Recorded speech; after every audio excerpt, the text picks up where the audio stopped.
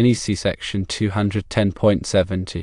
A3 addresses lighting outlets required in storage or equipment spaces.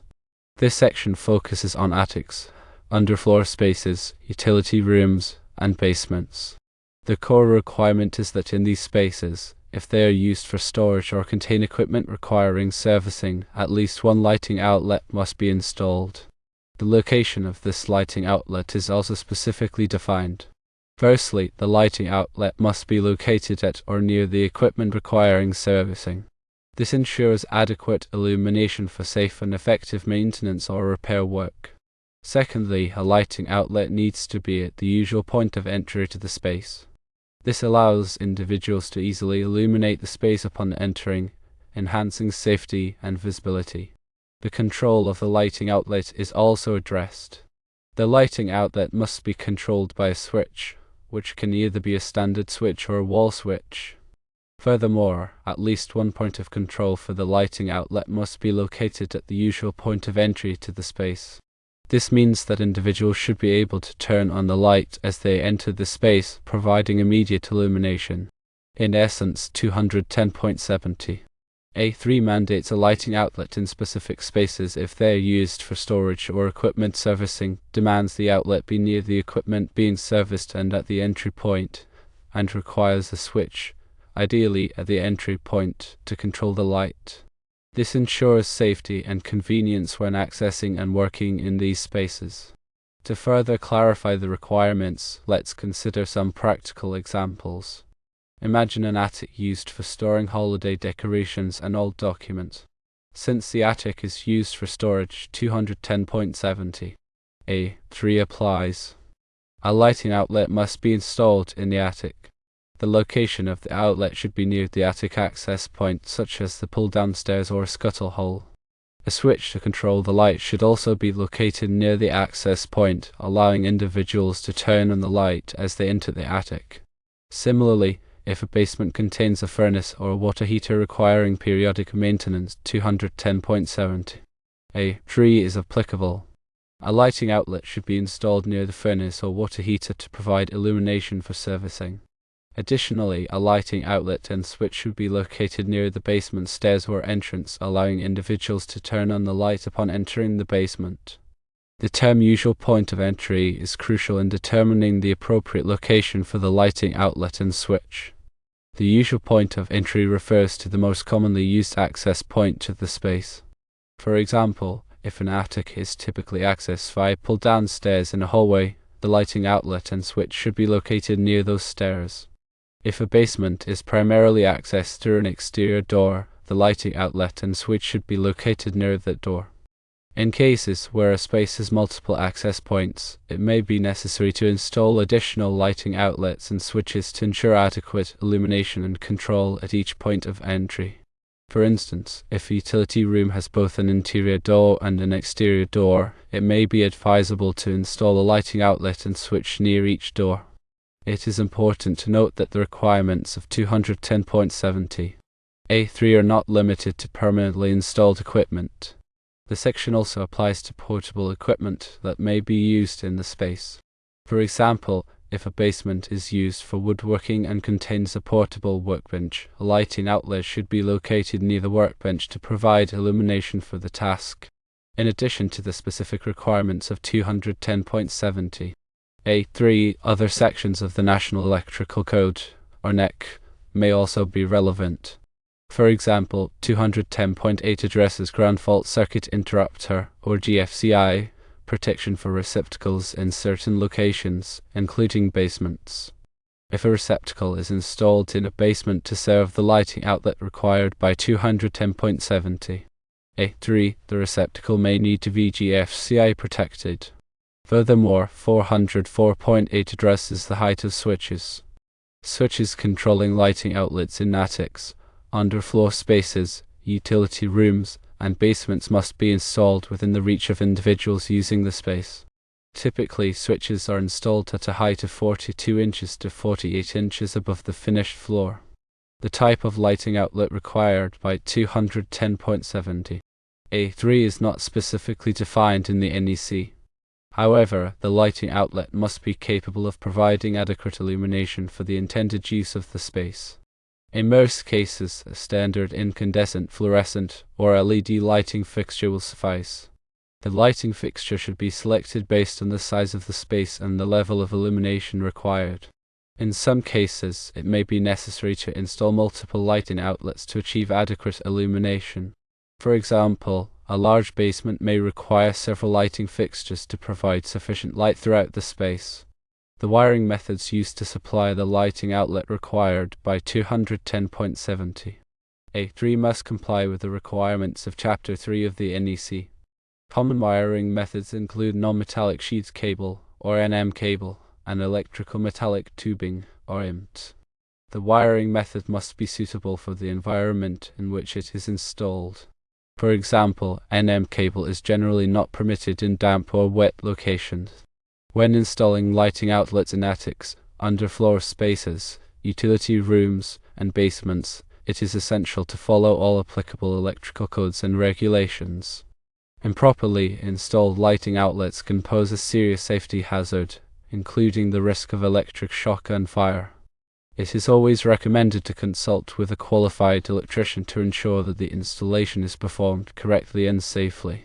In summary, NEC Section 210.70 A3 requires at least one lighting outlet in attics, underfloor spaces, utility rooms, and basements that are used for storage or contain equipment requiring servicing.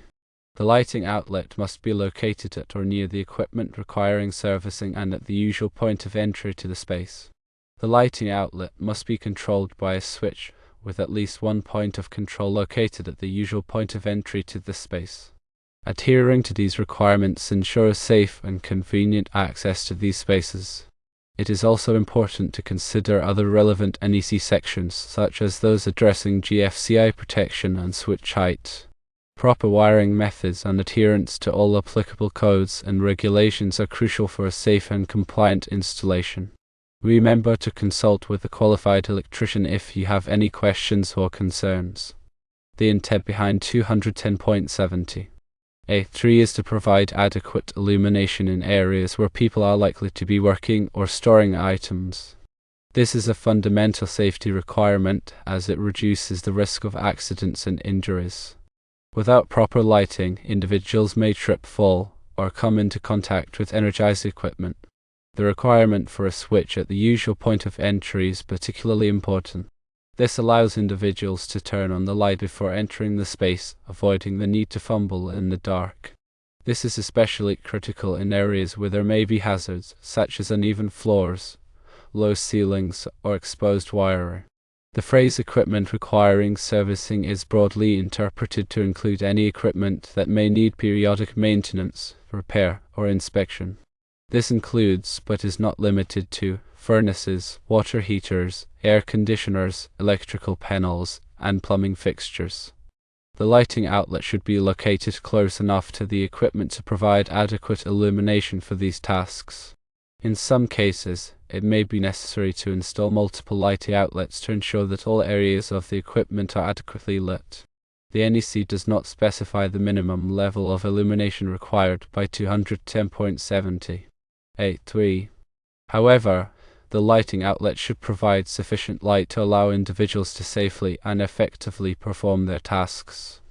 A general rule of thumb is to provide at least 50-foot candles of illumination on the work surface. This can be achieved by using a lighting fixture with an appropriate light output.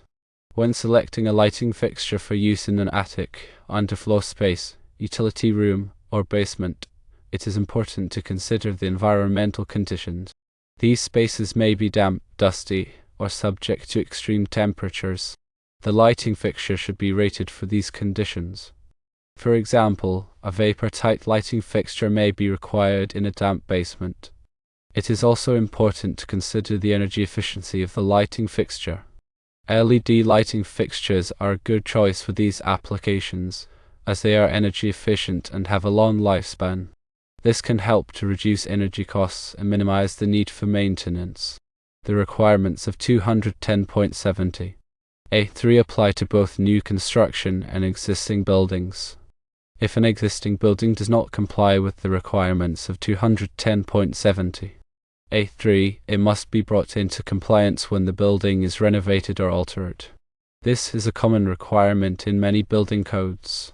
The enforcement of 210.70 A3 is typically the responsibility of the local electrical inspector. The electrical inspector will review the plans for new construction and renovations to ensure that they comply with the requirements of the NEC. The electrical inspector will also conduct inspections of the completed work to verify that it has been installed correctly. If a violation of 210.70 A3 is found, the electrical inspector may issue a notice of violation. The notice of violation will specify the corrective action that must be taken to bring the building into compliance. Failure to comply with the notice of violation may result in fines or other penalties. In addition to the requirements of 210.70 A3, there may be other local codes or regulations that apply to lighting in attics, underfloor spaces, utility rooms, and basements. It is important to check with the local building department to determine the specific requirements in your area. For example, some jurisdictions may require the use of specific types of lighting fixtures or wiring methods. Others may have more stringent requirements for the level of illumination. The NEC is a complex document, and it can be difficult to understand all of the requirements. If you have any questions about 210.70 A3 or any other section of the NEC, it is always best to consult with a qualified electrician. A qualified electrician can help you to ensure that your electrical system is safe and compliant with all applicable codes and regulations.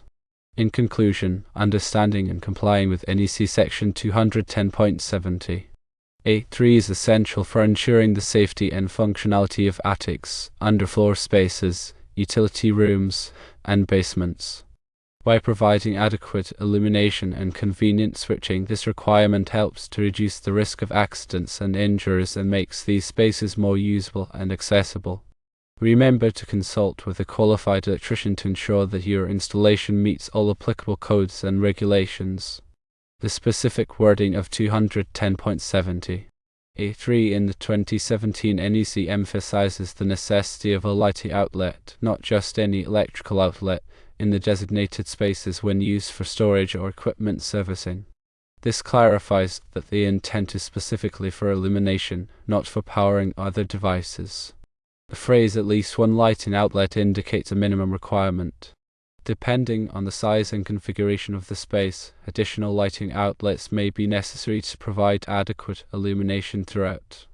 The requirement for a switch or wall switch to control the lighting outlet is crucial for convenience and safety. This allows occupants to easily turn the light on or off as needed, without having to fumble for a pull chain or other type of control. The phrase "at least one point of control shall be located at the usual point of entry" reinforces the importance of having a switch readily accessible upon entering the space. This ensures that occupants can immediately illuminate the area, preventing accidents and promoting safety. The location of the lighting outlet at or near the equipment requiring servicing is intended to provide adequate illumination for maintenance and repair tasks. This allows technicians to safely and effectively work on the equipment without having to rely on portable lighting or other less convenient solutions. The interpretation of equipment requiring servicing should be broad enough to encompass any equipment that may need periodic attention, such as HVAC systems, water heaters, electrical panels, and plumbing fixtures. The lighting outlet should be positioned in a way that provides optimal illumination for these tasks, taking into account the size and configuration of the equipment. In some cases, it may be necessary to install multiple lighting outlets to ensure that all areas of the equipment are adequately lit. The type of lighting fixture used for the lighting outlet should be appropriate for the environment and the intended use. For example, in damp or wet locations, a vapor-type fixture may be required to prevent moisture from entering the fixture and causing electrical hazards. The lighting fixture should also provide adequate illumination for the tasks that will be performed in the space. LED lighting fixtures are a good option for these applications, as they are energy efficient, long-lasting, and provide excellent illumination. The wiring methods used to supply the lighting outlet should comply with all applicable codes and regulations.